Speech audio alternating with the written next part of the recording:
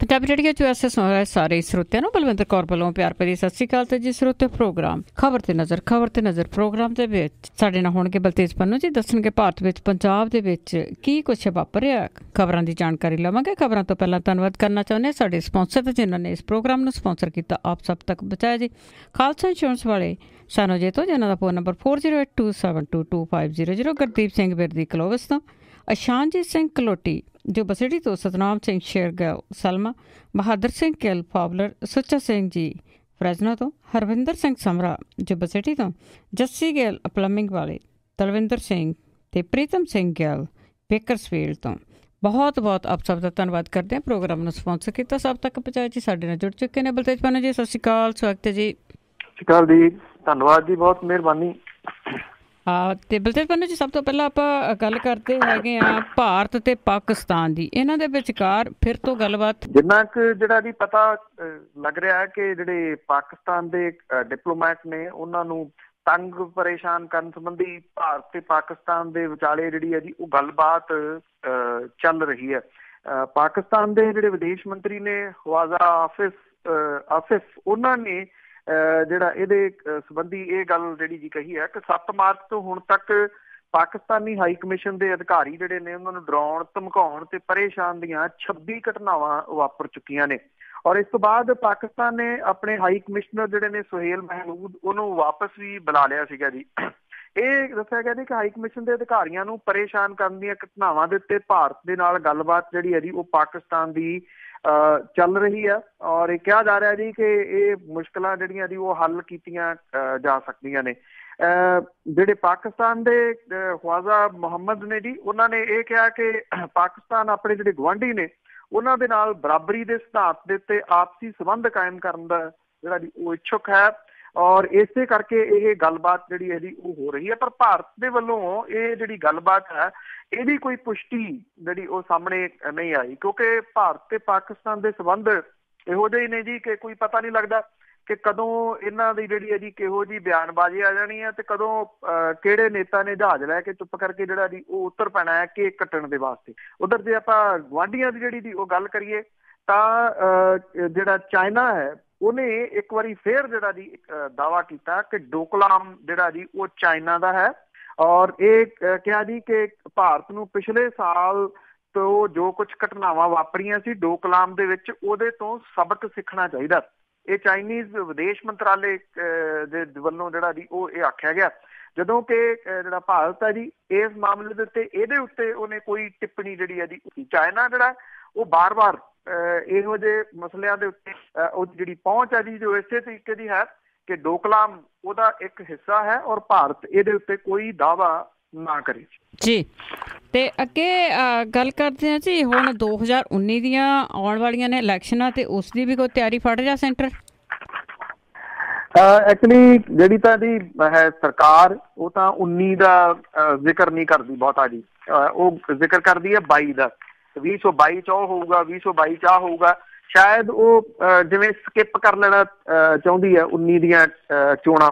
ਉਹਦਾ ਸ਼ਾਇਦ ਕਿਤੇ ਨਾ ਕਿਤੇ ਕਾਰਨ ਜਿਹੜਾ ਜੀ ਉਹ ਇਹ ਕਿਹਾ ਜਾ ਸਕਦਾ ਹੈ ਕਿ 19 ਦੇ ਵਿੱਚ ਦੱਸਣ ਲਈ ਬਹੁਤਾ ਕੁਛ ਹੈ ਨੀਗਾ ਸਰਕਾਰ ਦੇ ਕੋਲੇ ਕਿ ਪਿਛਲੇ ਸਮੇਂ ਦੇ ਦੌਰਾਨ ਉਹਨੇ ਕੀਤਾ ਕੀ ਹੈ। ਲਾਸਟ ਈਅਰ ਜਿਹੜਾ ਜੀ ਉਹ ਸਟਾਰਟ ਹੋ ਗਿਆ।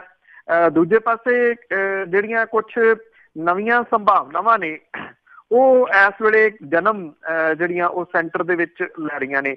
ਇੱਕ ਤਾਂ ਅਹਿਮ ਘਟਨਾ ਜਿਹੜੀ ਹੈ ਜੀ ਉਹ ਉੱਤਰ ਪ੍ਰਦੇਸ਼ ਦੀ ਆ, ਜਿਹਦੇ ਵਿੱਚ ਸਮਾਜਵਾਦੀ ਪਾਰਟੀ ਤੇ ਬਹੁਜਨ ਸਮਾਜ ਪਾਰਟੀ ਜਿਨ੍ਹਾਂ ਨੇ ਪਿਛਲੇ ਦਿਨੀ ਬਾਈ ਇਲੈਕਸ਼ਨ ਜਿਹੜੀਆਂ ਇਕੱਠੀਆਂ ਹੋ ਕੇ ਲੜੀਆਂ ਸੀ ਤੇ ਉਹਨਾਂ ਨੇ ਅਹਿਮ ਸੀਟਾਂ ਜਿਹੜੀਆਂ ਉਹ ਭਾਰਤੀ ਜਨਤਾ ਪਾਰਟੀ ਤੋਂ ਖੋਹ ਵੀ ਲਈਆਂ।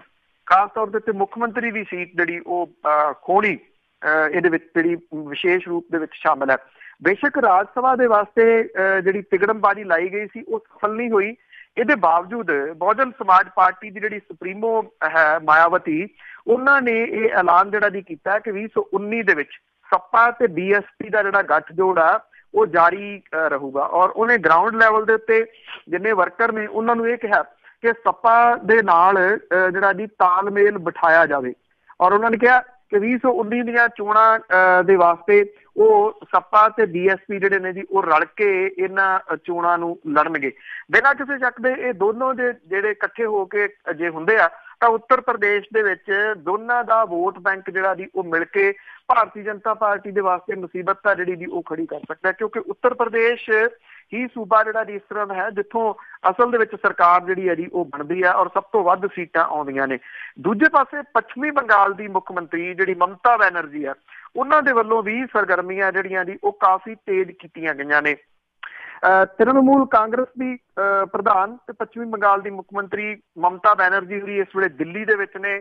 ਦਿੱਲੀ ਦੇ ਵਿੱਚ ਉਹਨਾਂ ਨੇ ਜਿਹੜੇ ਜਨਤਾ ਦਲ ਯੂਨਾਈਟਿਡ ਦੇ ਸਾਬਕਾ ਆਗੂ ਸ਼ਰਦ ਯਾਦਵ ਜਿਹੜੇ ਕੋਸ਼ਿਸ਼ ਕਰ ਰਹੇ ਆ ਕਿ ਇੱਕ ਤੀਜਾ ਫਰੰਟ ਜਿਹੜਾ ਜੀ ਉਹ ਉੱਭਰੇ, ਉਹਨਾਂ ਦੇ ਨਾਲ ਮੁਲਾਕਾਤ ਕੀਤੀ। ਜਿਹੜੇ ਆਮ ਆਦਮੀ ਪਾਰਟੀ ਦੇ ਅਰਵਿੰਦ ਕੇਜਰੀਵਾਲ, ਸ਼ਿਵ ਸੈਨਾ, ਤੇਲਗੂ ਦੇਸਮ ਪਾਰਟੀ ਦੇ ਕਈ ਸੀਨੀਅਰ ਨੇਤਾਵਾਂ ਦੇ ਨਾਲ ਮੁਲਾਕਾਤ ਜਿਹੜੀ ਹੈ ਜੀ ਉਹ ਕਰ ਰਹੇ ਆ। ਸੋਨੀਆ ਗਾਂਧੀ ਹੋਰਾਂ ਨੇ ਮਮਤਾ ਬੈਨਰਜੀ ਨੂੰ ਜਿਹੜਾ ਜੀ ਉਹ ਦਿੱਲੀ ਸੱਦਿਆ ਸੀਗਾ, ਇਹਦੇ ਕਰਕੇ ਉਹਨਾਂ ਦੀ ਕਾਂਗਰਸ ਦੇ ਨੇਤਾਵਾਂ ਦੇ ਨਾਲ ਵੀ ਮੁਲਾਕਾਤ ਜਿਹੜੀ ਜੀ ਉਹ ਹੋ ਸਕਦੀ ਹੈ। ਇਹ ਵੀ ਕਿਹਾ ਜਾ ਰਿਹਾ ਜੀ ਕਿ ਇਹ ਜਿਹੜਾ ਇਹ ਗੱਠਜੋੜ ਹੈ ਇਹਦੇ ਵਿੱਚ ਕਾਂਗਰਸ ਤੇ ਬੀਜੇਪੀ ਤੋਂ ਬਿਨਾਂ ਵੀ ਇਹ ਗੱਠਜੋੜ ਜਿਹੜਾ ਜੀ ਉਹ ਉੱਭਰ ਸਕਦਾ ਹੈ। ਖਾਸ ਤੌਰ ਦੇ ਉੱਤੇ ਖੱਬਾ ਸੱਜੇ ਜਿਹੜੇ ਨੇ ਜੀ ਉਹਨਾਂ ਨੇ ਮਮਤਾ ਬੈਨਰਜੀ ਦੇ ਨਾਮ ਦੇ ਉੱਤੇ ਜਿਹੜੀ ਆ ਜੀ ਉਹ ਸਹੀ ਪਾਈ ਦੱਸੀ ਦੀ ਆ। ਹਾਲਾਂਕਿ ਬੇਸ਼ੱਕ ਇਹਦੇ ਸਮੇਂ ਤੋਂ ਪਹਿਲਾਂ ਗੱਲ ਹੋਊਗੀ ਕਿ ਕੋਈ ਗੱਠਜੋੜ ਜਿਹੜਾ ਜੀ ਉਹ ਵੱਡੇ ਰੂਪ ਦੇ ਵਿੱਚ ਉੱਭਰਦਾ, ਪਰ ਇਹ ਕਿਹਾ ਜਾ ਰਿਹਾ ਕਿ ਮਮਤਾ ਬੈਨਰਜੀ ਦੇ ਨਾਮ ਦੇ ਉੱਤੇ ਜਿਹੜੀ ਆ ਉਹ ਸਹਿਮਤੀ ਹੋ ਸਕਦੀ ਹੈ ਕਿ ਮਮਤਾ ਬੈਨਰਜੀ ਨੂੰ ਪ੍ਰਾਈਮ ਮਿਨਿਸਟਰ ਦੇ ਅਹੁਦੇ ਦੇ ਵਜੋਂ ਜਿਹੜਾ ਜੀ ਉਹ ਉਭਾਰਿਆ ਜਾਵੇ। ਜੇ ਇਹ ਗੱਠਜੋੜ ਜਿਹੜਾ ਜੀ ਹੋਣ ਦੇ ਵਿੱਚ ਆਉਂਦਾ, ਜਿਹਦੇ ਵਿੱਚ ਖੱਬੇ ਸੱਜੇ ਤੇ ਇਹਨਾਂ ਤੋਂ ਇਲਾਵਾ ਤੇਲਗੂ ਦੇਸਮ ਪਾਰਟੀ, ਸ਼ਿਵ ਸੈਨਾ, ਆਮ ਆਦਮੀ ਪਾਰਟੀ, ਇਹ ਸਾਰੀਆਂ ਜੇਕਰ ਜਿਹੜੀਆਂ ਜੀ ਉਹ ਇਕੱਠੀਆਂ ਹੋ ਜਾਂਦੀਆਂ ਨੇ ਤੇ ਬਿਨਾਂ ਕਿਸੇ ਸ਼ੱਕ ਦੇ ਇੱਕ ਨਵਾਂ ਗੱਠਜੋੜ ਸੈਂਟਰ ਦੇ ਵਿੱਚ ਜਿਹੜਾ ਜੀ ਉਹ ਉੱਭਰ ਸਕਦਾ ਹੈ। ਜੇ 14 ਦੀ ਗੱਲ ਕਰੀਏ ਤਾਂ 31% ਵੋਟਾਂ ਦੇ ਨਾਲ ਬਣੀ ਸੀ ਭਾਰਤੀ ਜਨਤਾ ਪਾਰਟੀ ਦੀ ਸਰਕਾਰ ਔਰ 69% ਵੋਟ ਬੈਂਕ ਜਿਹੜਾ ਜੀ ਉਹ ਖਿਲ ਰਿਹਾ ਹੋਇਆ। ਜੇ ਅੱਧਾ ਵੀ ਇਕੱਠਾ ਹੁੰਦਾ ਤਾਂ ਭਾਰਤੀ ਜਨਤਾ ਪਾਰਟੀ ਨੂੰ ਟੱਕਰ ਜਿਹੜੀ ਹੈ ਜੀ ਉਹ ਦੇ ਸਕਦਾ ਹੈ। ਸ਼ਾਇਦ ਇਹ ਗੱਲ ਜਿਹੜੀ ਹੈ ਜੀ ਵਿਰੋਧੀ ਧਿਰਾਂ ਦੇ ਸਮਝ ਆਉਣ ਲੱਗੀ ਆ ਕਿ ਬਿਨਾਂ ਗੱਠਜੋੜ ਕੀਤੇ ਤੋਂ, ਬਿਨਾਂ ਮਿਲ ਕੇ ਚੱਲਣ ਤੋਂ ਭਾਰਤੀ ਜਨਤਾ ਪਾਰਟੀ ਨੂੰ ਜਿੱਤਣਾ ਔਖਾ ਹੈ ਜੀ। ਤੇ ਅੱਗੇ ਆਪਾਂ ਗੱਲ ਕਰਦੇ ਆ ਵਿਧਾਨ ਸਭਾ ਦੇ ਵਿੱਚ ਅਕਾਲੀਆਂ ਤੇ ਕਾਂਗਰਸੀਆਂ ਦੀਆਂ ਝੜਪਾਂ ਜਾਰੀ। ਬਿਲਕੁਲ ਜੀ, ਐਕਚੁਅਲੀ ਚਲੋ ਜਿੱਦਣ ਦਾ ਵਿਧਾਨ ਸਭਾ ਦਾ ਸੈਸ਼ਨ ਸ਼ੁਰੂ ਹੋਇਆ ਜੀ ਇਹੀ ਚੀਜ਼ ਜਿਹੜੀ ਹੈ ਜੀ ਉਹ ਵੇਖਣ ਨੂੰ ਮਿਲਦੀ ਆ। ਬਿਕਰਮ ਸਿੰਘ ਮਜੀਠੀਆ ਤੇ ਨਵਜੋਤ ਸਿੰਘ ਸਿੱਧੂ ਹੋਰਾਂ ਦੀਆਂ ਝੜਪਾਂ ਜਿਹੜੀਆਂ ਕਿ ਹੇਠਲੇ ਪੱਧਰ ਦੇ ਉੱਤੇ ਵੀ ਜਿਹੜੀਆਂ ਜੀ ਉਹ ਗਈਆਂ ਹੋਈਆਂ ਨੇ। ਜਿਹੜੀ ਮਾੜੀ ਲੈਂਗੁਏਜ ਆ ਉਹ ਉਹਨਾਂ ਦੇ ਵੱਲੋਂ, ਦੋਨਾਂ ਦੇ ਵੱਲੋਂ ਵਰਤੀ ਜਾ ਰਹੀ ਆ। ਵਿਧਾਨ ਸਭਾ ਦੇ ਜਿਹੜੇ ਸਪੀਕਰ ਆ ਉਹਨਾਂ ਨੂੰ ਬਾਰ-ਬਾਰ ਜਿਹੜੀ ਸਭਾ ਹੈ ਵਿਧਾਨ ਸਭਾ ਉਹ ਉਠਾਉਣੀ ਪੈਂਦੀ ਆ ਤੇ ਉਹਦੇ ਵਿੱਚੋਂ ਇਤਰਾਜ਼ਯੋਗ ਸ਼ਬਦ ਜਿਹੜੇ ਆ ਜੀ ਉਹ ਕੱਢਣੇ ਪੈਂਦੇ ਆ। ਵਿਧਾਨ ਸਭਾ ਦੇ ਵਿੱਚ ਇੱਕ ਵਾਰੀ ਫੇਰ ਜਿਹੜੀਆਂ ਜੀ ਇਹ ਝੜਪਾਂ ਹੋਈਆਂ। ਬਿਕਰਮ ਸਿੰਘ ਮਜੀਠੀਆ ਜਿਨ੍ਹਾਂ ਨੇ ਬੋਲਣ ਦੀ ਕੁਝ ਕੋਸ਼ਿਸ਼ ਕੀਤੀ ਤੇ ਜਿਹੜੇ ਕਾਂਗਰਸੀ ਵਿਧਾਇਕ ਸੀ ਉਹ ਸਾਰੇ ਦੇ ਸਾਰੇ ਪੈ ਨਿਕਲੇ ਬਿਕਰਮ ਸਿੰਘ ਮਜੀਠੀਆ ਹੋਰਾਂ ਦੇ ਵੱਲੋਂ। ਬਾਅਦ ਦੇ ਵਿੱਚ ਹਾਲਾਂਕਿ ਅਕਾਲੀ ਦਲ ਨੇ ਜਿਹੜਾ ਸੀਗਾ ਜੀ ਉਹ ਬਾਈਕਾਟ ਕਰ ਦਿੱਤਾ ਵਿਧਾਨ ਸਭਾ ਦਾ, ਉਹ ਉੱਠ ਕੇ ਚਲੇ ਗਏ, ਨਾਲ ਦੇ ਉਹਦੇ ਜਿਹੜੇ ਸਾਥੀ ਬੀਜੇਪੀ ਵਾਲੇ ਉਹ ਵੀ। ਪਰ ਦੋ ਧਿਰਾਂ ਜਿਹੜੀਆਂ ਸੀਗੀਆਂ ਜੀ ਉਹ ਜ਼ਰੂਰ ਬੈਠੀਆਂ ਰਹੀਆਂ, ਇੱਕ ਤਾਂ ਜਿਹੜੀ ਸੱਤਾਧਾਰੀ ਧਿਰ ਤੇ ਦੂਸਰੀ ਮੇਨ ਮੁੱਖ ਜਿਹੜੀ ਵਿਰੋਧੀ ਧਿਰ। ਬਿਕਰਮ ਸਿੰਘ ਮਜੀਠੀਆ ਨੇ ਇਹ ਗੱਲ ਜਿਹੜੀ ਦੀ ਉਠਾਈ ਕਿ ਪੰਜਾਬੀ ਬੋਲਦੇ ਇਲਾਕੇ ਜਿਹੜੇ ਆ ਜੀ ਉਹਨੂੰ ਰਾਜਪਾਲ ਨੇ ਆਪਣੇ ਭਾਸ਼ਣ ਦੇ ਵਿੱਚ ਸ਼ਾਮਲ ਜਿਹੜਾ ਜੀ ਉਹ ਕਿਉਂ ਨਹੀਂ ਕੀਤਾ। ਤੇ 84 ਦੇ ਦੰਗੇ ਵੀ ਜਿਹੜੇ ਸੀ ਉਹ ਚੇਤੇ ਆਏ ਅਕਾਲੀਆਂ ਨੂੰ ਔਰ ਉਹਨਾਂ ਨੇ ਇਹ ਵੀ ਮੁੱਦਾ ਜਿਹੜਾ ਸੀਗਾ ਜੀ ਉਹ ਉਠਾਇਆ। ਤੇ ਵੱਖਰੀ ਗੱਲ ਹੈ ਕਿ 10 ਸਾਲ ਜਿਹੜਾ ਜੀ ਉਹਨਾਂ ਨੇ ਇਹਨੂੰ ਨਹੀਂ ਉਠਾਇਆ ਔਰ ਇਹ ਵੀ ਉਠਾਇਆ ਕਿ ਕਿਸਾਨਾਂ ਨੂੰ ਜਿਹੜਾ ਜੀ ਉਹ ਕਰਜ਼ਾ ਮੁਆਫ ਨਹੀਂ ਕੀਤਾ ਜਾ ਰਿਹਾ, ਜਿਹੜਾ ਕਿ ਵਾਅਦਾ ਕੀਤਾ ਗਿਆ ਸੀਗਾ ਵਿਧਾਨ ਸਭਾ ਦੀਆਂ ਚੋਣਾਂ ਦੇ ਦੌਰਾਨ। ਸਵਾਲ ਇਹ ਹੈ ਕਿ ਬਿਕਰਮ ਸਿੰਘ ਮਜੀਠੀਆ ਤੇ ਚਾਹੇ ਨਵਜੋਤ ਸਿੰਘ ਸਿੱਧੂ ਹੋਰਾਂ ਦੀਆਂ ਝੜਪਾਂ ਨੇ, ਚਾਹੇ ਕਾਂਗਰਸੀਆਂ ਦੀਆਂ ਝੜਪਾਂ ਨੇ, ਉਹਦੇ ਵਿੱਚੋਂ ਕੀ ਜਿਹੜਾ ਜੀ ਉਹ ਨਿਕਲ ਰਿਹਾ। ਪੰਜਾਬ ਦੇ ਮੁੱਦੇ ਜਿਹੜੇ ਨੇ, ਅਹਿਮ ਮੁੱਦੇ ਜਿਹੜੇ ਨੇ ਉਹ ਦਬਾਏ ਪਏ ਨੇ ਇਹਨਾਂ ਦੋ ਵਿਅਕਤੀਆਂ ਦੀਆਂ ਜਿਹੜੀਆਂ ਝੜਪਾਂ ਨੇ ਔਰ ਇਹਦੇ ਵਿੱਚ ਸਮਾਂ ਜਿਹੜਾ ਜੀ ਉਹ ਵਿਧਾਨ ਸਭਾ ਦਾ ਤਾਂ ਜਾਇਆ ਹੋ ਹੀ ਰਿਹਾ, ਲੋਕਾਂ ਦੇ ਮੁੱਦੇ ਜਿਹੜੇ ਨੇ ਜੀ ਉਹ ਵੀ ਗਾਇਬ ਹੋਏ ਪਏ ਨੇ ਔਰ ਰੋਜ਼ ਜਿਹੜੀਆਂ ਜੀ ਖਬਰਾਂ ਇਹੀ ਬਣੀ ਜਾਂਦੀਆਂ ਨੇ ਕਿ ਅੱਜ ਉਹਨੇ ਉਹਨੂੰ ਆਹ ਕਹਿਤਾ ਤੇ ਅੱਜ ਉਹਨੇ ਉਹ ਜਿਹੜਾ ਸੀਗਾ ਜੀ ਉਹਦਾ ਜਵਾਬ ਦਿੰਦਿਆਂ ਹੋਇਆ ਆਹ ਕਹਿਤਾ। ਬਿਲਕੁਲ, ਤੇ ਟਾਈਮ ਪਾਸ ਕਰਦੇ ਹੈਗੇ, ਲੋਕਾਂ ਦੀਆਂ ਗੱਲਾਂ ਥੋੜੀ ਇਹਨਾਂ ਨੇ ਕਰਨੀਆਂ ਆ। ਤੇ ਅੱਗੇ ਟਾਈਟਲਰ ਦੀ ਜੇ ਗੱਲ ਕਰੀਏ ਤਾਂ ਉਸ ਦੇ ਖਿਲਾਫ ਹੋਰ ਵੀਡੀਓ ਮਿਲੀਆਂ। ਤੋ ਜੀ ਇਹ ਜਿਹੜੀ ਜਗਦੀਸ਼ ਟਾਈਟਲਰ ਹੈ ਜੀ, ਜਿਹੜਾ ਉਹਦੀਆਂ ਮੁਸ਼ਕਲਾਂ ਤੁਸੀਂ ਕਹਿ ਲਓ ਕਿ ਕੁਛ ਵੱਧ ਰਹੀਆਂ ਨੇ। ਔਰ ਜਿਹੜੇ 5 ਵੀਡੀਓਜ਼ ਨੇ ਉਹ ਇੱਕ ਕੋਈ ਕਿਹਾ ਗਿਆ ਜੀ ਕਿ ਗੁੰਮਨਾਮ ਲਿਫਾਫੇ ਦੇ ਵਿੱਚ ਇਹ ਆਏ ਦੱਸੀ ਦੇ ਨੇ। ਇਹਦੇ ਨਾਲ ਇੱਕ ਪੈਨ ਡਰਾਈਵ ਜਿਹੜੀ ਹੈ ਜੀ ਉਹ ਨੱਥੀ ਗਈ ਦੱਸੀ ਦੀ ਆ। ਇਹ 5 ਵੀਡੀਓਜ਼ ਇਹਦੇ ਵਿੱਚ ਜਿਹੜੇ ਜੀ ਉਹ ਸ਼ਾਮਲ ਦੱਸੇ ਗਏ ਆ। ਇਹਦੇ ਸੰਬੰਧੀ ਜਿਹੜਾ ਮਨਜੀਤ ਸਿੰਘ ਜੀਕੇ ਆ ਉਹਨੇ ਜਿਹੜਾ ਜੀ ਦੱਸਿਆ ਕਿ ਇਹਦੇ ਵਿੱਚ ਜਿਹੜਾ 100 ਸਿੱਖਾਂ ਦਾ ਕਤਲ ਕਰਨ, ਦਿੱਲੀ ਹਾਈ ਕੋਰਟ ਦੇ ਵਿੱਚ ਜਿਹੜਾ ਇੱਕ ਪਾਠਕ ਜੋੜੇ ਨੂੰ ਜੱਜ ਲਵਾਉਣ ਤੇ 150 ਕਰੋੜ ਦੇ ਕਾਲੇ ਧਨ ਦੇ ਬਾਰੇ ਦੇ ਵਿੱਚ ਗੱਲ ਜਿਹੜੀ ਹੈ ਜੀ ਉਹ ਕੀਤੀ ਗਈ ਆ। ਇਹ ਜਿਹੜੇ ਵੀਡੀਓਜ਼ ਨੇ ਉਹਦੇ ਵਿੱਚ ਇਹ ਕਿਹਾ ਗਿਆ ਜੀ ਕਿ ਜਿਹੜੇ ਜਗਦੀਸ਼ ਟਾਈਟਲਰ ਨੇ ਜਿਹੜਾ ਜੀ ਇੱਕ ਅਕਾਲੀ ਸੰਸਦ ਮੈਂਬਰ ਨੂੰ ਮਾਣਹਾਨੀ ਦਾ ਨੋਟਿਸ ਜਿਹੜਾ ਉਹ ਭੇਜਿਆ ਸੀਗਾ ਔਰ ਇਸ ਵੀਡੀਓ ਦੀ ਸੱਚਾਈ ਦੇ ਉੱਤੇ ਸਵਾਲ ਜਿਹੜਾ ਜੀ ਉਹ ਉਠਾਇਆ ਸੀਗਾ। ਇਹਦੇ ਸੰਬੰਧੀ ਜਿਹੜਾ ਜੀ ਦੱਸਿਆ ਕਿ ਵੀਡੀਓ ਭੇਜਣ ਵਾਲਾ ਜਿਹੜਾ ਸੀਗਾ ਉਹਨੇ ਇਹ ਦੱਸਿਆ ਜੀ ਕਿ ਉਹਦੀ ਗੱਲਬਾਤ ਕਰਨ ਵਾਲੀ ਜਿਹੜੀ ਵੀਡੀਓ ਆ ਉਹ ਉਹਨਾਂ ਦੇ ਕੋਲੇ ਰੀਜਨਲ ਮੌਜੂਦ ਹੈ। ਔਰ ਇਹ ਵੀ ਕਿਹਾ ਗਿਆ ਕਿ ਜੇ ਉਹਨਾਂ ਦਾ ਸਹਿਯੋਗ, ਉਹਨਾਂ ਨੇ ਕਿਹਾ ਕਿ ਉਹਨਾਂ ਨੂੰ ਮੈਸੇਜ ਇਹ ਮਿਲਿਆ ਕਿ ਜੇ ਸਹਿਯੋਗ ਕਰੋਗੇ ਤਾਂ ਉਹ ਗਵਾਹੀ ਵੀ ਜਿਹੜੀ ਹੈ ਜੀ ਉਹ ਆ ਕੇ ਦੇ ਸਕਦਾ ਹੈ। ਇਹਦਾ ਨਾਮ ਰਵਿੰਦਰ ਸਿੰਘ ਚੌਹਾਨ ਜਿਹੜਾ ਜੀ ਉਹ ਦੱਸਿਆ ਗਿਆ। ਹੁਣ ਇਹ ਵੀਡੀਓ ਜਿਹੜੇ ਨੇ ਇਹ ਪ੍ਰੈਸ ਦੇ ਵਾਸਤੇ ਤਾਂ ਜਿਹੜੇ ਜੀ ਉਹ ਜਾਰੀ ਕੀਤੇ ਆ। ਇਹਨਾਂ ਦਾ ਇਹ ਵੀ ਕਹਿਣਾ ਹੈ ਜੀ ਕਿ ਇਹਨਾਂ ਨੂੰ ਅਦਾਲਤ ਦੇ ਵਿੱਚ ਸਬੂਤ ਦੇ ਵਜੋਂ ਜਿਹੜਾ ਜੀ ਉਹ ਲਾਇਆ ਜਾਊਗਾ। ਪਰ ਸਵਾਲ ਇਹ ਜ਼ਰੂਰ ਹੈ ਜੀ ਕਿ ਇਹਨਾਂ ਦੀ ਆਥੈਂਟੀਕੇਸ਼ਨ ਜਿਹੜੀ ਹੈ ਜੀ ਉਹ ਕੀ ਆ ਇਹਨਾਂ ਵੀਡੀਓਜ਼ ਦੀ। ਇਹ ਤੋਂ ਪਹਿਲਾਂ ਵੀ ਇੱਕ ਸਟਿੰਗ ਆਪਰੇਸ਼ਨ ਜਿਹੜਾ ਚਰਚਾ ਦਾ ਵਿਸ਼ਾ ਬਣਿਆ ਸੀਗਾ, ਜਿਹਦੇ ਵਿੱਚ ਜਗਦੀਸ਼ ਟਾਈਟਲਰ ਜਿਹੜਾ ਜੀ ਉਹ ਕੁਛ ਗੱਲਾਂ ਬਾਤਾਂ ਕਰ ਰਿਹਾ ਸੀਗਾ। ਪਰ ਉਹ ਜਿਹੜਾ ਸਟਿੰਗ ਆਪਰੇਸ਼ਨ ਸੀਗਾ ਉਹ ਉੱਥੇ ਹੀ ਤਕਰੀਬਨ 2-4 ਦਿਨ ਦੀਆਂ ਜਿਹੜੀਆਂ ਜੀ ਉਹ ਖਬਰਾਂ ਲੱਗਣ ਤੋਂ ਬਾਅਦ ਸਮਾਪਤ ਹੋ ਗਿਆ। ਉਸ ਤੋਂ ਬਾਅਦ ਇਹਦਾ ਕੁਛ ਵੀ ਜਿਹੜਾ ਜੀ ਉਹ ਸਾਹਮਣੇ ਨਹੀਂ ਆਇਆ। ਇਹ ਹੁਣ ਜਿਹੜੇ ਨਵੇਂ ਵੀਡੀਓਜ਼ ਨੇ ਜਿਹਦੇ ਵਾਸਤੇ ਦਾਅਵਾ ਕੀਤਾ ਜਾ ਰਿਹਾ ਕਿ ਇਹ ਉਹਨਾਂ ਨੂੰ ਮੇਲ ਦੇ ਵਿੱਚ ਜਿਹੜਾ ਜੀ ਉਹ ਪ੍ਰਾਪਤ ਹੋਏ ਆ, ਕਿਸੇ ਅਨਨੋਨ ਵਿਅਕਤੀ ਨੇ ਜਿਹੜਾ ਜੀ ਉਹ ਦਿੱਤੇ ਆ। ਇਹ ਕਿੰਨਾ ਕੁ ਜਿਹੜਾ ਜੀ ਸਬੂਤ ਬਣ ਸਕਦੇ ਆ ਅਦਾਲਤ ਦੇ ਵਿੱਚ, ਖਾਸ ਤੌਰ ਦੇ ਉੱਤੇ ਕਿਉਂਕਿ ਇੰਨਾ ਲੰਮਾ ਸਮਾਂ 1984 ਦੇ ਕਤਲੇਆਮ ਨੂੰ ਜਿਹੜਾ ਜੀ ਉਹ ਹੋ ਗਿਆ ਹੋਇਆ। ਇਹਦੇ ਦੌਰਾਨ ਸਬੂਤ ਮਿਟ ਗਏ, ਮਿਟਾ ਦਿੱਤੇ ਗਏ।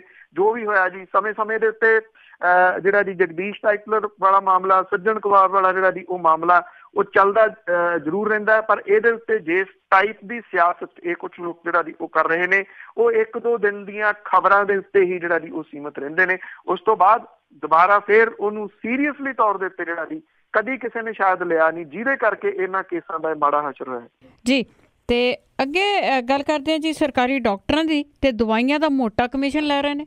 ਐਕਚੁਅਲੀ ਜੀ ਜੇ ਜਿਹੜੇ ਡਾਕਟਰ ਨੇ ਸਰਕਾਰੀ ਖਾਸ ਤੌਰ ਦੇ ਉੱਤੇ ਜਦੋਂ ਉਹਨਾਂ ਦੇ ਕੋਲੇ ਜਾਓ ਤਾਂ ਜਿਹੜੀ ਦਵਾਈ ਉਹ ਲਿਖ ਕੇ ਦਿੰਦੇ ਆ ਜੀ, ਤੇ ਸਰਕਾਰੀ ਹਸਪਤਾਲ ਦੇ ਵਿੱਚੋਂ ਤੁਸੀਂ ਲਿਖਾਈ ਹੈ ਤਾਂ ਸਰਕਾਰੀ ਹਸਪਤਾਲ ਦੇ ਨੇੜੇ ਤੇੜੇ ਦੀਆਂ ਕੋਈ 5-7 ਦੁਕਾਨਾਂ ਹੋਣਗੀਆਂ ਜਿੱਥੋਂ ਤੁਹਾਨੂੰ ਉਹ ਦਵਾਈ ਮਿਲੂਗੀ।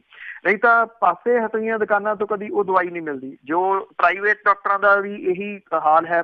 ਔਰ ਪ੍ਰਾਈਵੇਟ ਜਦੋਂ ਤੁਸੀਂ ਡਾਕਟਰ ਨੂੰ ਦਿਖਾਉਂਦੇ ਹੋ ਤਾਂ ਉਹਦੇ ਬਾਹਰ ਜਿਹੜੀ ਖੁੱਲੀ ਦੁਕਾਨ ਆ ਜੀ ਉੱਥੋਂ ਤੁਹਾਨੂੰ ਦਵਾਈ ਮਿਲਦੀ। ਉਹਦਾ ਕਾਰਨ ਜਿਹੜਾ ਜੀ ਪ੍ਰਮੁੱਖ ਇਹੀ ਹੁੰਦਾ ਕਿ ਜਿਹੜੀਆਂ ਕੰਪਨੀਆਂ ਨੇ, ਜਿਹੜੀਆਂ ਦਵਾਈਆਂ ਬਣਾਉਣ ਵਾਲੀਆਂ ਕੰਪਨੀਆਂ ਨੇ, ਉਹ ਮੋਟਾ ਕਮਿਸ਼ਨ ਡਾਕਟਰਾਂ ਨੂੰ ਦਿੰਦੀਆਂ ਨੇ। ਔਰ ਕਿੰਨਾ ਕਮਿਸ਼ਨ ਜਿਹੜਾ ਜੀ ਇਹ ਹੋ ਸਕਦਾ ਹੈ 30% ਤੋਂ ਲੈ ਕੇ 40% ਤੱਕ। ਕਿ ਜੇ ਰੁਪਈਏ ਦੀ ਤੁਸੀਂ ਦਵਾਈ ਲਈ ਉਹਦੇ ਚੋਂ 30 ਪੈਸੇ ਤੋਂ ਲੈ ਕੇ 40 ਪੈਸੇ ਤੱਕ ਉਹ ਡਾਕਟਰਾਂ ਦੀ ਜੇਬ ਦੇ ਵਿੱਚ ਜਿਹੜੇ ਆ ਜੀ ਉਹ ਚਲੇ ਜਾਣੇ ਆ। ਹੁਣ ਐਕਚੁਅਲੀ ਜਿਹੜਾ ਜੀ ਇੱਕ ਇਹ ਰਿਪੋਰਟ ਸਾਹਮਣੇ ਆਈ ਹੈ ਜਿਹੜੀਆਂ ਇਹ ਦੱਸਦੀਆਂ ਨੇ ਕਿ ਡਰੱਗ ਕੰਪਨੀਆਂ ਤੇ ਡਾਕਟਰ ਜਿਹੜੇ ਨੇ ਇਹਨਾਂ ਦਾ ਗੱਠਜੋੜ ਜਿਹੜਾ ਉਹ ਆਮ ਗਰੀਬ ਜਿਹੜੇ ਲੋਕ ਨੇ ਉਹਨਾਂ ਦੀਆਂ ਜੇਬਾਂ ਨੂੰ ਸਿੱਧੀ ਜਿਹੜੀ ਹੈ ਜੀ ਉਹ ਕੁੰਡੀ ਲਾ ਰਿਹਾ। ਕਿਉਂਕਿ ਜਿਹੜੀ ਮਹਿੰਗੀ ਦਵਾਈ ਜਿਹੜੇ ਡਾਕਟਰ ਲਿਖਦੇ ਆ, ਜਦੋਂ ਉਹਦਾ ਕਮਿਸ਼ਨ ਉਹਨਾਂ ਦੀ ਜੇਬ ਦੇ ਵਿੱਚ ਆਉਂਦਾ ਤੇ ਉਹ ਜਿਹੜਾ ਮਰੀਜ਼ ਹੈ ਉਹਦੀ ਜੇਬ ਦੇ ਵਿੱਚੋਂ ਅਸਲ ਦੇ ਵਿੱਚ ਜਿਹੜਾ ਜੀ ਉਹ ਜਾਣਾ। ਜਿਹੜੀ Punjab civil medical services association ਹੈ ਉਹ ਇਸ ਰਿਪੋਰਟ ਦੇ ਉੱਤੇ ਜਿਹੜੀ ਕਹਿੰਦੀ ਆ ਕਿ ਜਿਹੜੀਆਂ ਸਮਾਜ ਦੀਆਂ ਕਦਰਾਂ ਕੀਮਤਾਂ ਨੇ ਉਹਨੇ ਡਾਕਟਰਾਂ ਦੇ ਵਿੱਚ ਜਿਹੜਾ ਜੀ ਉਹ ਨਿਘਾਰ ਪੈਦਾ ਕਰ ਦਿੱਤਾ। ਪੈਸੇ ਕਮਾਉਣ ਵੱਲ ਨੂੰ ਜਿਹੜਾ ਜੀ ਇਹ ਡਾਕਟਰ ਤੁਰ ਪਏ ਨੇ। ਕਿਸੇ ਟਾਈਮ ਜਿਹੜਾ ਇਹ ਕਿਹਾ ਜਾਂਦਾ ਸੀਗਾ ਕਿ ਧਰਤੀ ਦੇ ਇਹ ਰੱਬ ਨੇ, ਪਰ ਹੁਣ ਜੋ ਹਾਲਾਤ ਨੇ ਜੀ, ਜਿਸ ਟਾਈਪ ਦੇ ਕਮਿਸ਼ਨ ਦੀ ਗੱਲ ਜਿਹੜੀ ਹੈ ਜੀ ਇਹ ਸਾਹਮਣੇ ਆ ਰਹੀ ਆ, ਇਹਦੇ ਵਿੱਚ ਬਰਨਾਲਾ, ਸੰਗਰੂਰ, ਪਟਿਆਲਾ, ਫਤਿਹਗੜ੍ਹ ਸਾਹਿਬ ਡਿਸਟ੍ਰਿਕਟ ਜਿਹੜੇ ਆ ਜੀ ਉਹ ਮੋਹਰੀ ਦੱਸੇ ਗਏ ਆ। ਅਕਸਰ ਇਹਨਾਂ ਡਾਕਟਰਾਂ ਦੇ ਬਾਹਰ ਜਿਹੜੀਆਂ ਦਵਾਈਆਂ ਬਣਾਉਣ ਵਾਲੀਆਂ ਕੰਪਨੀਆਂ ਦੇ ਰਿਪਰੈਜ਼ੈਂਟੇਟਿਵ ਜਿਹੜੇ ਨੇ ਜੀ ਉਹ ਬੈਗ ਲੈ ਕੇ ਖੜੇ ਮਿਲਦੇ ਨੇ ਔਰ ਕੋਈ ਨਾ ਕੋਈ ਨਵੀਂ ਦਵਾਈ ਜਿਹੜੀ ਇੰਟਰੋਡਿਊਸ ਹੋ ਰਹੀ ਹੈ ਮਾਰਕੀਟ ਦੇ ਵਿੱਚ ਉਹਦੀ ਜਾਣਕਾਰੀ ਦਿੰਦੇ ਆ। ਔਰ ਇਹ ਕਿਹਾ ਜਾਂਦਾ ਕਿ ਇਸ਼ਾਰਿਆਂ ਦੇ ਰੂਪ ਦੇ ਵਿੱਚ, ਕੋਡ ਵਰਡ ਦੇ ਰੂਪ ਦੇ ਵਿੱਚ ਜਿਹੜਾ ਕਮਿਸ਼ਨ ਆ ਉਹ ਸੈੱਟ ਕਰ ਲਿਆ ਜਾਂਦਾ ਕਿ ਕਿੰਨਾ ਕਮਿਸ਼ਨ ਜਿਹੜਾ ਜੀ ਕਿਹੜੀ ਦਵਾਈ ਲਿਖੀ ਦਾ ਉਹਨਾਂ ਨੂੰ ਆਊਗਾ। ਔਰ ਇਹ ਬੇਈਮਾਨੀ ਦਾ ਸੌਦਾ ਇੰਨੀ ਇਮਾਨਦਾਰੀ ਦੇ ਨਾਲ ਜਿਹੜਾ ਜੀ ਉਹ ਕੀਤਾ ਜਾਂਦਾ ਕਿ ਜਿੰਨਾ ਕਮਿਸ਼ਨ ਬਣਦਾ ਉਹ ਡਾਕਟਰ ਦੇ ਘਰੇ ਬਕਾਇਦਾ ਤੌਰ ਦੇ ਵੀ ਇੰਨੀ ਦਵਾਈ ਵਿਕੀ ਤੇ ਇੰਨਾ ਜਿਹੜਾ ਜੀ ਇਹ ਕਮਿਸ਼ਨ ਡਾਕਟਰਾਂ ਨੂੰ ਚਲੇ ਗਿਆ। ਇਸੇ ਰੂਪ ਦੇ ਵਿੱਚ ਜਿਹੜੀਆਂ ਲੈਬੋਰਟਰੀਜ਼ ਨੇ ਉੱਥੋਂ ਵੀ ਇਹਨਾਂ ਡਾਕਟਰਾਂ ਨੂੰ ਮੋਟਾ ਕਮਿਸ਼ਨ ਜਿਹੜਾ ਜੀ ਉਹ ਜਾਂਦਾ। ਇਹ ਅਸਲ ਦੇ ਵਿੱਚ ਅਸਿੱਧੇ ਰੂਪ 'ਚ ਨਹੀਂ, ਸਿੱਧੇ ਰੂਪ ਦੇ ਵਿੱਚ ਮਰੀਜ਼ਾਂ ਦੀ ਜਾਂ ਆਮ ਜਿਹੜੇ ਲੋਕ ਜਿਹੜੇ ਵਿਚਾਰੇ ਸਰਕਾਰੀ ਹਸਪੀਟਲਾਂ ਤੋਂ ਇਲਾਜ ਕਰਾਉਂਦੇ ਆ ਉਹਨਾਂ ਦੀ ਲੁੱਟ ਹੋ ਰਹੀ ਹੈ। ਜੀ ਜੀ ਬਿਲਕੁਲ। ਤੇ ਅੱਗੇ ਵਿਰੋਧੀ ਧਿਰ ਵੱਲੋਂ ਉਠਾਏ ਮੁੱਦੇ ਜਿਹੜੇ ਪੰਜਾਬ ਸਰਕਾਰ ਦੇ ਵਿੱਚ ਤੇ ਸਰਕਾਰ ਨੇ ਵੀ ਉਹਨਾਂ ਦੀ ਤਾਰੀਫ ਕੀਤੀ। ਐਕਚੁਅਲੀ ਥੋੜਾ ਜਿਹਾ ਤਾਂ ਇਸ ਪੱਖੋਂ ਜਿਹੜਾ ਜੀ ਇਹ ਮਾਹੌਲ ਸਹੀ ਹੋਇਆ ਥੋੜਾ ਜਿਹਾ, ਕਿਉਂਕਿ ਜਿਹੜੇ ਵਿਰੋਧੀ ਧਿਰ ਦੇ ਨੇਤਾ ਨੇ ਸੁਖਪਾਲ ਸਿੰਘ ਖਹਿਰਾ ਹੋਰੀ ਉਹ ਤਕਰੀਬਨ ਪੌਣੇ ਘੰਟੇ ਦੇ ਕਰੀਬ ਜਿਹੜਾ ਜੀ ਉਹ ਬੋਲੇ ਆ ਤੇ ਇਹਦੇ ਦੌਰਾਨ ਜਿਹੜੀ ਸੱਤਾਧਾਰੀ ਧਿਰ ਹੈ ਉਹਦੇ ਕੁਝ MLAs ਨੇ ਵਿਰੋਧ ਕਰਨ ਦਾ ਯਤਨ ਕੀਤਾ, ਪਰ ਜਿਹੜੇ ਫਾਈਨੈਂਸ ਮਿਨਿਸਟਰ ਨੇ ਉਹਨਾਂ ਨੇ ਇਹ ਗੱਲ ਕਹੀ ਕਿ ਵਿਰੋਧੀ ਧਿਰ ਦੇ ਨੇਤਾ ਨੂੰ ਬੋਲ ਲੈਣ ਦਿੱਤਾ ਜਾਵੇ ਤੇ ਸਰਕਾਰ ਉਹਦੀਆਂ ਗੱਲਾਂ ਸੁਣੇ। ਨਾਲ ਦੇ ਨਾਲ ਉਹਨਾਂ ਨੇ ਇਹ ਵੀ ਕਿਹਾ ਕਿ ਸੱਤਾਧਾਰੀ ਧਿਰ ਨੇ ਵੀ ਇਹ ਜਿਹੜਾ ਵੀ ਕਿਹਾ ਕਿ ਜਦੋਂ ਮੁੱਖ ਮੰਤਰੀ ਬੋਲਣਗੇ ਵਿਰੋਧੀ ਧਿਰ ਵਾਕ ਆਊਟ ਨਹੀਂ ਕਰੂਗੀ, ਰੌਲਾ ਨਹੀਂ ਪਾਊਗੀ, ਉਹਨਾਂ ਦੀ ਗੱਲ ਜਿਹੜੀ ਆ ਜੀ ਉਹ ਸੁਣੂਗੀ। ਇਹਦੇ ਨਾਲ ਥੋੜਾ ਇਹ ਮਾਹੌਲ ਤਾਂ ਜਿਹੜਾ ਜੀ ਉਹ ਚੰਗਾ ਹੋਇਆ, ਕਿਉਂਕਿ ਜੇ ਵਿਧਾਨ ਸਭਾ ਦੇ ਵਿੱਚ ਤੁਸੀਂ ਬੋਲੋਗੇ ਨਹੀਂ, ਇੱਕ ਦੂਜੇ ਨੂੰ ਸੁਣੋਗੇ ਨਹੀਂ, ਸਿਰਫ ਮਹਿਜ਼ ਜਿਹੜਾ ਜੀ ਉਹ ਵਾਕ ਆਊਟ ਹੀ ਕਰੋਗੇ, ਗਾਲਾਂ ਵਾਲੀ ਜਿਹੜੀ ਜੀ ਉਹ ਭਾਸ਼ਾ ਬੋਲਦੇ ਰਹੋਗੇ ਤੇ ਉਹਦੇ ਵਿੱਚੋਂ ਤਾਂ ਕੁਛ ਨਿਕਲਣਾ ਨਹੀਂ। ਖਾਸ ਤੌਰ ਦੇ ਉੱਤੇ HS ਫੂਲਕਾ ਹੋਰਾਂ ਨੇ ਜਿਹੜੇ ਜੀ ਕੁਛ ਇਸ਼ੂਜ਼ ਉਠਾਏ ਨੇ ਜਿਹਦੀ ਤਾਰੀਫ ਜਿਹੜੀ ਆ ਉਹ ਸਰਕਾਰੀ ਧਿਰ ਦੇ ਵੱਲੋਂ ਮਨਪ੍ਰੀਤ ਸਿੰਘ ਬਾਦਲ ਤੇ ਚਰਨਜੀਤ ਸਿੰਘ ਚੰਨੀ ਹੋਰਾਂ ਨੇ ਵੀ ਜਿਹੜੀ ਹੈ ਜੀ ਉਹਨਾਂ ਦੇ ਜਿਹੜਾ ਸਵਾਗਤ ਕੀਤਾ, ਉਹਦੀ ਤਾਰੀਫ ਵੀ ਕੀਤੀ ਹੈ ਜੀ। ਫੂਲਕਾ ਸਾਹਿਬ ਨੇ ਐਕਚੁਅਲੀ ਜਿਹੜਾ ਜੀ ਆਪਣੇ ਹਲਕੇ ਦੀ ਗੱਲ ਜਿਹੜੀ ਕੀਤੀ ਕਿ ਉਹਨਾਂ ਨੇ ਹਲਕੇ ਦਾਖੇ ਦੇ ਵਿੱਚ ਪ੍ਰਵਾਸੀ ਭਾਰਤੀ ਇੱਕ ਦੀ ਮਦਦ ਦੇ ਨਾਲ ਸਰਕਾਰੀ ਸਕੂਲਾਂ ਦੇ 100 ਕਲਾਸਰੂਮ ਜਿਹੜੇ ਆ ਜੀ ਉਹਨਾਂ ਨੂੰ ਸਮਾਰਟ ਕਲਾਸ ਦੇ ਵਿੱਚ ਜਿਹੜਾ ਜੀ ਉਹ ਤਬਦੀਲ ਕੀਤਾ। ਔਰ ਉਹਨਾਂ ਨੇ ਕਿਹਾ ਕਿ ਜੇ ਇੱਕ ਹਲਕੇ ਦੇ ਵਿੱਚ ਇੱਕ ਵਿਅਕਤੀ ਦੇ ਸਹਿਯੋਗ ਦੇ ਨਾਲ ਇਹ ਹੋ ਸਕਦਾ ਹੈ, ਉਹਨਾਂ ਨੇ ਦਲੀਲ ਦਿੱਤੀ ਕਿ 30 ਕਰੋੜ ਰੁਪਈਆ ਖਰਚਾ ਆਊਗਾ ਸਮੁੱਚੇ ਪੰਜਾਬ ਦੇ ਜਿਹੜੇ ਸਰਕਾਰੀ ਸਕੂਲ ਆ ਉਹਨਾਂ ਦੇ ਵਿੱਚ ਇੱਕ ਕਮਰਾ ਜਿਹੜਾ ਉਹਨੂੰ ਸਮਾਰਟ ਕਲਾਸ ਦੇ ਰੂਪ ਦੇ ਵਿੱਚ ਬਦਲਿਆ ਜਾ ਸਕਦਾ। ਦੂਜੀ ਜਿਹੜੀ ਗੱਲ ਉਹਨਾਂ ਨੇ ਉਠਾਈ ਕਿ ਮੋਬਾਈਲ ਡਿਸਪੈਂਸਰੀਆਂ ਜਿਹੜੀਆਂ ਇਹ ਉਹਨਾਂ ਨੇ ਆਪਣੇ ਹਲਕੇ ਦੇ ਵਿੱਚ ਸ਼ੁਰੂ ਕੀਤੀ ਆ। ਉਹਨਾਂ ਨੇ ਕਿਹਾ ਕਿ ਵੈਨਾਂ ਜਿਹੜੀਆਂ ਤਿਆਰ ਕੀਤੀਆਂ ਗਈਆਂ ਨੇ, ਇੱਕ ਵੈਨ ਜਿਹੜੀ ਆ ਹਫ਼ਤੇ ਦੇ ਅੰਦਰ 18 ਪਿੰਡਾਂ ਨੂੰ ਜਿਹੜੀ ਆ ਜੀ ਉਹ ਸਹੂਲਤ ਦਿੰਦੀ ਆ, 18 ਪਿੰਡਾਂ ਨੂੰ ਕਵਰ ਕਰਦੀ ਆ। ਉਹਨਾਂ ਨੇ ਕਿਹਾ ਕਿ ਜੇ ਸਰਕਾਰ ਆਪਣੇ ਪੱਧਰ ਦੇ ਉੱਤੇ ਇਹ ਪ੍ਰੋਜੈਕਟ ਜਿਹੜਾ ਜੀ ਚਲਾਵੇ ਵੈਨਾਂ ਵਾਲਾ ਤੇ ਇਹਦੇ ਨਾਲ ਜਿਹੜੀਆਂ ਸਿਹਤ ਸਹੂਲਤਾਂ ਨੇ ਉਹਦੇ ਚ ਕੁਛ ਜਿਹੜੀ ਚੇਂਜ ਆ ਉਹ ਆ ਸਕਦੀ ਆ। ਔਰ ਇਹ ਵੈਨ ਜਿਹੜੀ ਆ ਉਹ ਪਿੰਡਾਂ ਥਾਵਾਂ ਦੇ ਉੱਤੇ ਜਾ ਕੇ ਜਿਹੜੀਆਂ ਛੋਟੀਆਂ ਮੋਟੀਆਂ ਬਿਮਾਰੀਆਂ ਨੇ ਉਹਨਾਂ ਦਾ ਇਲਾਜ ਕਰਨ ਦੇ ਵਿੱਚ ਸਹਾਈ ਜਿਹੜੀ ਆ ਜੀ ਉਹ ਹੋ ਸਕਦੀ ਹੈ। ਜਿਹੜੀ ਸੱਤਾਧਾਰੀ ਧਿਰ ਹੈ ਜੀ ਉਹਨੇ ਇਸ ਪੱਖੋਂ ਜਿਹੜੀ ਹੈ ਜੀ ਤਾਰੀਫ ਕੀਤੀ ਆ ਕਿ ਜਿਹੜੇ ਲੋਕਾਂ ਦੇ ਮੁੱਦੇ ਆ ਉਹਦੀ ਗੱਲ ਵਿਧਾਨ ਸਭਾ ਦੇ ਵਿੱਚ ਦੇਰ ਬਾਅਦ ਜਿਹੜੀ ਹੈ ਜੀ ਉਹ ਉੱਠੀ ਹੈ, ਨਹੀਂ ਤਾਂ ਅਦਰਵਾਈਜ਼ ਕੀ ਆ ਉਹ ਆਪਾਂ ਪਹਿਲਾਂ ਸਾਂਝਾ ਕਰਕੇ ਹੀ ਹਟੇ ਆ ਜੀ ਕਿ ਕਿਸ ਕਿਸਮ ਦੀ ਤੋਏ ਜਿਹੜੀ ਹੈ ਜੀ ਉਹ ਵਿਧਾਨ ਸਭਾ 'ਚ ਹੋ ਰਹੀ ਹੈ ਜੀ। ਤੇ ਅੱਗੇ ਗੱਲ ਕਰਦੇ ਹਾਂ ਜੀ ਬੈਂਸ ਭਰਾਵਾਂ ਦੀ, ਉਹਨਾਂ ਨੇ ਰੇਤ ਦੀ ਹੱਟੀ ਲਾਈ। ਅਸਲ 'ਚ ਜੀ ਜਿੱਦਣ ਦਾ ਇਹ ਜਿਹੜਾ ਕੈਪਟਨ ਅਮਰਿੰਦਰ ਸਿੰਘ ਹੋਰੀ ਮੁੱਖ ਮੰਤਰੀ ਉਹਨਾਂ ਨੇ ਹਵਾਈ ਜਹਾਜ਼ ਦੇ ਰਾਹੀਂ ਜਿਹੜਾ ਜੀ ਉਹ ਸਰਵੇਖਣ ਕਰਦਿਆਂ ਇਹ ਕਹਿਤਾ ਸੀਗਾ ਕਿ ਮਾਈਨਿੰਗ ਜਿਹੜੀ ਹੈ ਜੀ ਉਹ ਹੋ ਰਹੀ ਆ, ਉਦੋਂ ਦੀ ਲੀਗਲ ਮਾਈਨਿੰਗ ਵੀ ਜਿਹੜੀ ਆ ਜੀ ਇੱਥੋਂ ਰੁਕ ਗਈ ਆ। ਅਸਲ ਦੇ ਵਿੱਚ ਹੈ ਕੀ ਆ, ਉਹ ਮਾਈਨਿੰਗ ਤਾਂ ਲੀਗਲ ਸੀਗੀ ਪਰ ਜਿਹੜੀਆਂ ਉੱਥੇ ਮਸ਼ੀਨਾਂ ਵਰਤੀਆਂ ਜਾ ਰਹੀਆਂ ਸੀਗੀਆਂ ਜੀ ਉਹ ਇਲੀਗਲ ਸਨ, ਜਿਹਦੇ ਕਰਕੇ ਦੇਖੋ ਖਬਰਾਂ ਦੇ ਰੂਪ ਦੇ ਵਿੱਚ ਬਹੁਤ ਵੱਡੇ ਤਰੀਕੇ ਦਾ ਇਹ ਸਾਹਮਣੇ ਆਇਆ ਕਿ ਮੁੱਖ ਮੰਤਰੀ ਹੋਰਾਂ ਨੇ ਜਿਹੜੀ ਆ ਜੀ ਉਹ ਨਜਾਇਜ਼ ਰੇਤਾ ਆਪ ਵੇਖੀ ਨਿਕਲਦੀ। ਉਦੋਂ ਬਾਅਦ ਕੀ ਹੋਇਆ, ਉਹਦੇ ਵਿੱਚ ਕੋਈ ਵੱਡਾ ਠੇਕੇਦਾਰ, ਵੱਡਾ ਨਾਮ ਜਿਹੜਾ ਜੀ ਉਹ ਸ਼ਾਮਲ ਨਹੀਂ ਆ ਜਿਹਦੇ ਉੱਤੇ ਕੋਈ ਮਾਮਲਾ ਜਿਹੜਾ ਜੀ ਉਹ ਦਰਜ ਕੀਤਾ ਗਿਆ ਹੋਵੇ। ਟਿੱਪਰਾਂ ਦੇ ਡਰਾਈਵਰ, ਟਰੈਕਟਰ ਟਰਾਲੀਆਂ ਦੇ ਜਿਹੜੇ ਡਰਾਈਵਰ ਸੀਗੇ ਉਹਨਾਂ ਨੂੰ ਜ਼ਰੂਰ ਜਿਹੜਾ ਜੀ ਉਹ ਫੜਿਆ ਗਿਆ, ਉਹਨਾਂ ਦੇ ਉੱਤੇ ਮਾਮਲੇ ਜਿਹੜੇ ਜੀ ਉਹ ਜ਼ਰੂਰ ਦਰਜ ਹੋ ਗਏ। ਉਦੋਂ ਬਾਅਦ ਇਹਦਾ ਕੀ ਹੋਇਆ ਕੁਛ ਨਹੀਂ ਪਤਾ। ਹਾਂ, ਇਹਦੇ ਨਾਲ ਜਿਹੜਾ ਫਰਕ ਕੀ ਪਿਆ ਕਿ ਜਿਹੜੀ ਰੇਤਾ ਹੈ ਉਹਦੀਆਂ ਕੀਮਤਾਂ ਜਿਹੜੀਆਂ ਜੀ ਉਹ ਅਸਮਾਨ ਚੜ੍ਹ ਗਈਆਂ, ਕਿਉਂਕਿ ਜਿਹੜੇ ਉਹ ਕਹਿਣ ਲੱਗੇ ਜੀ ਰਿਸਕ ਜਿਹੜਾ ਜੀ ਉਹ ਜ਼ਿਆਦਾ, ਜਿਵੇਂ ਨਸ਼ੇ ਦੇ ਮਾਮਲੇ ਦੇ ਵਿੱਚ ਜਿਹੜਾ ਜੀ ਉਹ ਕਿਹਾ ਜਾਂਦਾ ਕਿ ਨਸ਼ਾ ਮਹਿੰਗਾ ਹੋ ਗਿਆ, ਉਹਦੇ ਕਰਕੇ ਰਿਸਕ ਫੈਕਟਰ ਜ਼ਿਆਦਾ ਵੱਧ ਗਿਆ ਤੇ ਘਟਿਆ ਤਾਂ ਨਹੀਂ, ਉਹ ਮਹਿੰਗਾ ਵਿਕਣ ਲੱਗ ਗਿਆ। ਉਹੀ ਹਾਲਾਤ ਜਿਹੜੇ ਜੀ ਉਹ ਰੇਤਾ ਦੇ ਬਣੇ ਤੇ ਜਿਹੜਾ ਇੱਕ ਸਟਾਇਰ ਦੇ ਰੂਪ ਦੇ ਵਿੱਚ ਬੈਂਸ ਭਰਾਵਾਂ ਨੇ ਜਿਹੜੀ ਹੈ ਜੀ ਰੇਤੇ ਦੀ ਦੁਕਾਨ ਲਾਈ ਵਿਧਾਨ ਸਭਾ ਦੇ ਬਾਹਰ, ਔਰ ਇਹ ਕਿਹਾ ਜੀ ਕਿ ਰੇਤਾ ਇੱਕ ਇਸ ਤਰ੍ਹਾਂ ਦੀ ਚੀਜ਼ ਜਿਹੜੀ ਹੈ ਜੀ ਉਹ ਬਣ ਗਈ ਆ ਕਿ ਜਿਹੜਾ ਵੀ ਪੋਲੀਟੀਸ਼ੀਅਨ ਆ ਉਹ ਭੱਜਦਾ ਰੇਤਾ ਦਾ ਕੰਮ ਕਰਨ ਦੇ ਵਾਸਤੇ। ਔਰ ਇਹ ਕਿਹਾ ਗਿਆ ਜੀ ਕਿ ਰੇਤਾ ਆਉਣ ਵਾਲੇ ਦਿਨਾਂ 'ਚ ਮਾਲ ਦੇ ਵਿੱਚ ਜਿਹੜਾ ਜੀ ਮਿਲੂਗਾ ਛੋਟੇ ਛੋਟੇ ਪੈਕਟਾਂ ਦੇ ਰੂਪ ਦੇ ਵਿੱਚ, ਜਿੰਨਾ ਇਹ ਮਹਿੰਗਾ ਹੋ ਗਿਆ। ਉਹਨਾਂ ਨੇ ਇਹ ਕਿਹਾ ਜੀ ਕਿ ਪਹਿਲਾਂ ਜਿਹੜਾ ਟਰੱਕ ਸੀਗਾ ਰੇਤੇ ਦਾ ਉਹ 8,000 9,000 ਰੁਪਈਏ ਦਾ ਜਿਹੜਾ ਜੀ ਉਹ ਮਿਲਦਾ ਸੀਗਾ।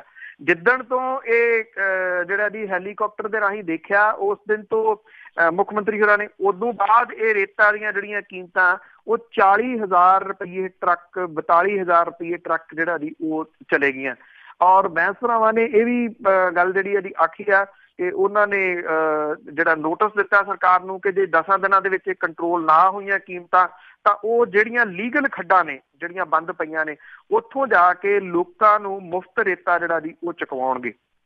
ਕਿਉਂਕਿ ਬੈਂਸ ਭਰਾਵਾਂ ਦੀ ਜਿਹੜੀ ਪਾਰਟੀ ਆ ਉਹਦਾ ਗੱਠਜੋੜ ਪਹਿਲਾਂ ਆਮ ਆਦਮੀ ਪਾਰਟੀ ਦੇ ਨਾਲ ਸੀ, ਹੁਣ ਜਿਹੜਾ ਜੀ ਉਹ ਗੱਠਜੋੜ ਨਹੀਂ ਹੈ, ਜਿਹਦੇ ਕਰਕੇ ਉਹਨਾਂ ਕੱਲਿਆਂ ਨੇ ਇਹ ਜਿਹੜੀ ਜੀ ਉਹ ਰੇਤਾ ਦੀ ਦੁਕਾਨ ਲਾਈ ਸੀ। ਔਰ ਉਹਨਾਂ ਨੇ ਧਿਆਨ ਜਿਹੜਾ ਜੀ ਉਹ ਮੀਡੀਆ ਦਾ ਖਿੱਚਣ ਦੀ ਕੋਸ਼ਿਸ਼ ਕੀਤੀ ਇੱਕ ਸਟਾਇਰ ਦੇ ਜੀ। ਤੇ ਅੱਗੇ ਆਪਾਂ ਡਾਟਾ ਲੀਕੇਜ ਦੀ ਗੱਲ ਕਰ ਰਹੇ ਹਾਂ ਤੇ ਬੀਜੇਪੀ ਤੇ ਕਾਂਗਰਸ ਆਮੋ ਸਾਹਮਣੇ। ਐਕਚੁਅਲੀ ਜੀ ਇਹ ਜਿਹੜਾ ਰੌਲਾ ਪਿਆ, ਇੱਕ ਐਪ ਹੈ ਜਿਹਨੂੰ ਭਾਰਤੀ ਜਨਤਾ ਪਾਰਟੀ ਚਲਾਉਂਦੀ ਹੈ, ਨਮੋ ਐਪ, ਨਮੋ ਨਰਿੰਦਰ ਮੋਦੀ ਐਪ। ਇਹ ਕਿਹਾ ਜਾਂਦਾ ਜੀ ਕਿ 50 ਲੱਖ ਜਿਹੜਾ ਇਹ ਐਪ ਹੈ ਡਾਊਨਲੋਡ ਹੋਇਆ। ਇਹ ਮੁੱਦਾ ਉਠਾਇਆ ਜੀ ਰਾਹੁਲ ਗਾਂਧੀ ਨੇ। ਉਹਨੇ ਇਹ ਕਿਹਾ ਕਿ ਇਹ ਜਿਹੜਾ ਇਹਦਾ ਡਾਟਾ ਹੈ ਜਿਹੜਾ ਜਿਨ੍ਹਾਂ ਨੇ ਇਹਨੂੰ ਡਾਊਨਲੋਡ ਕੀਤਾ ਹੋਇਆ, ਇਹ ਸਾਰੇ ਦਾ ਸਾਰਾ ਅਮਰੀਕਾ ਦੀ ਇੱਕ ਕੰਪਨੀ ਹੈ, ਉੱਥੇ ਇਹ ਡਾਟਾ ਜਾ ਰਿਹਾ ਕਿਉਂਕਿ ਇਹ ਕੰਪਨੀ ਜਿਹੜੀ ਹੈ ਜੀ ਇਸ ਐਪ ਨੂੰ ਹੈਂਡਲ ਕਰਦੀ ਹੈ। ਔਰ ਪਹਿਲਾਂ ਤਾਂ ਭਾਰਤੀ ਜਨਤਾ ਪਾਰਟੀ ਨੇ ਇਹਨੂੰ ਨਕਾਰਿਆ ਜੀ, ਬਾਅਦ ਦੇ ਵਿੱਚ ਉਹਨੇ ਜਿਹੜੀਆਂ ਟਰਮਸ ਐਂਡ ਕੰਡੀਸ਼ਨਸ ਆਉਂਦੀਆਂ ਨੇ ਇਸ ਐਪ ਦੀਆਂ ਉਹਦੇ ਵਿੱਚ ਤਬਦੀਲੀ ਕਰਤੀ। ਬਜਾਏ ਇਹਦੇ ਕਿ ਇਹ ਐਪ ਦਾ ਜਿਹੜਾ ਜੀ ਉਹ ਦੱਸ ਦੇ ਕਿ ਇਹ ਡਾਟਾ ਕਿਉਂ ਬਾਹਰ ਜਾ ਰਿਹਾ, ਉਹਦੇ ਵਿੱਚ ਪਹਿਲਾਂ ਜਿਹੜਾ ਜੀ ਇਹ ਲਿਖਿਆ ਹੋਇਆ ਸੀਗਾ ਕਿ ਇਹ ਜਿਹੜਾ ਜੀ ਕਿਸੇ ਵੀ ਤੀਜੀ ਧਿਰ ਕੋਲੇ ਨਹੀਂ ਜਾਂਦਾ। ਹੁਣ ਉਹਦੇ ਵਿੱਚ ਇਹ ਸ਼ਾਮਿਲ ਕਰ ਦਿੱਤਾ ਗਿਆ ਕਿ ਕੁਆਲਿਟੀ ਜਿਹੜੀ ਹੈ ਜੀ ਉਹਨੂੰ ਸੁਧਾਰਨ ਦੇ ਵਾਸਤੇ ਇਹਦੇ 'ਚ ਤੀਜੀ ਧਿਰ ਦੀ ਮਦਦ ਜਿਹੜੀ ਹੈ ਜੀ ਉਹ ਲਈ ਜਾਂਦੀ, ਭਾਵ ਕਿ ਉਹਨੂੰ ਐਕਸੈਪਟ ਕਰ ਲਿਆ ਕਿ ਅਮਰੀਕਨ ਕੰਪਨੀ ਹੈ ਜਿਹਦੇ ਕੋਲੇ ਇਹ ਡਾਟਾ ਜਿਹੜਾ ਜਿਵੇਂ 50 ਲੱਖ ਕਿਹਾ ਗਿਆ ਜੀ ਕਿ ਇਹ ਐਪ ਡਾਊਨਲੋਡ ਹੋਇਆ ਹੈ, ਕਿ ਇਹਦਾ ਡਾਟਾ ਜਿਹੜਾ ਜੀ ਉਹ ਗਿਆ ਅਮਰੀਕਨ ਕੰਪਨੀ ਦੇ ਕੋਲ।